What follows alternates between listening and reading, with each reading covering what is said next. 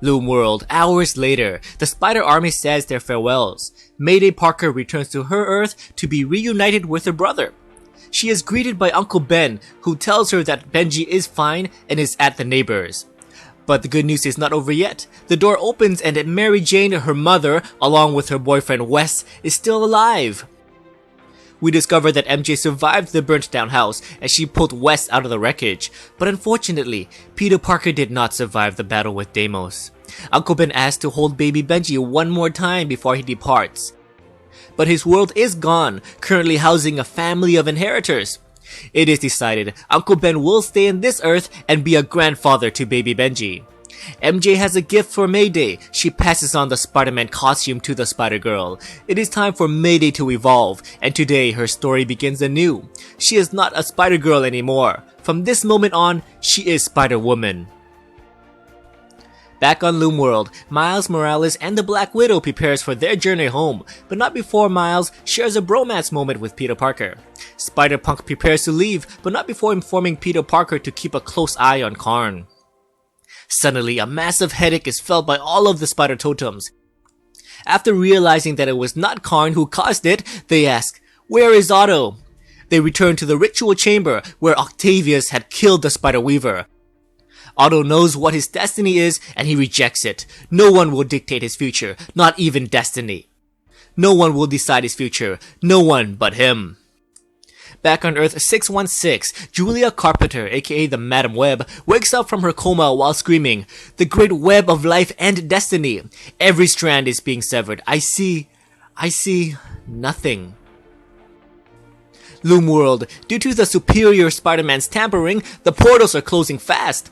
Parker orders Spider-Gwen and Miguel O'Hara to return back to their reality. The 616 heroes will jump on the next train home.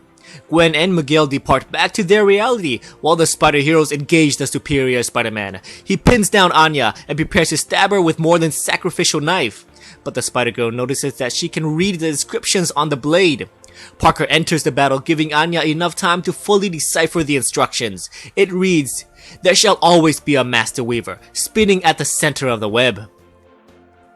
After hearing these words, Silk remembers how the inheritors called her the spinner at the center of the web. She now believes that it is her destiny to be the Master Weaver. Anya continues to decipher the inscription. The remaining text reads, "Only death can release the Weaver from their sacred task."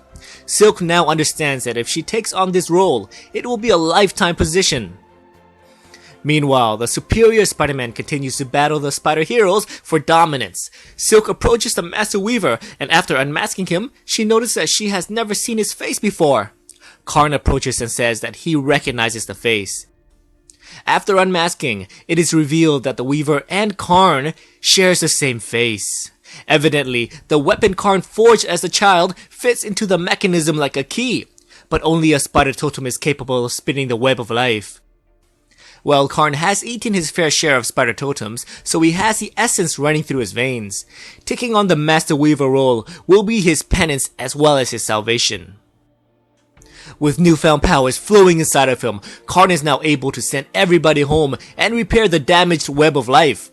The superior Spider-Man is outmatched and subdued. Karn explains that after the superior Spider-Man is sent home, he will have no memory of the Spiderverse. With those words, Parker pushes Octavius through the portal, sending him back to his time. Karn now turns his focus to Spider UK. Unfortunately, Billy Braddock's home is completely gone. But the Spider UK knows too well as to what has happened. The incursions destroyed his home. He should have been with his corpsmen, but instead, he put the needs of the Spider Totems first. Silk inquires on the status of the inheritors and if they will survive Earth 3145. Karn opens a window showing them that his family will endure. They will survive as long as they keep eating the radioactive spiders of that world. Peter Parker takes a moment to reflect on all of the lost Spider Totems. Another one is added to the list. His friend, his brother, Kane. Without a home, Spider UK has taken on a new role. With the help of Karn, he will roam the multiverse in search of worlds that needs a Spider-Man. But he will not be alone in his journey. With her knowledge of the sacred text, Anya, the Spider-Girl, will join Spider UK on his journey. the heroes of Earth 616 returns home, but as our heroes depart from the sacrificial chamber, an arm breaks through the husk of the Scarlet Spider, Cain. Earth 616, the heroes have returned. They say their final farewells and Spider-Man swings off back to his regular life as the friendly neighborhood Spider-Man.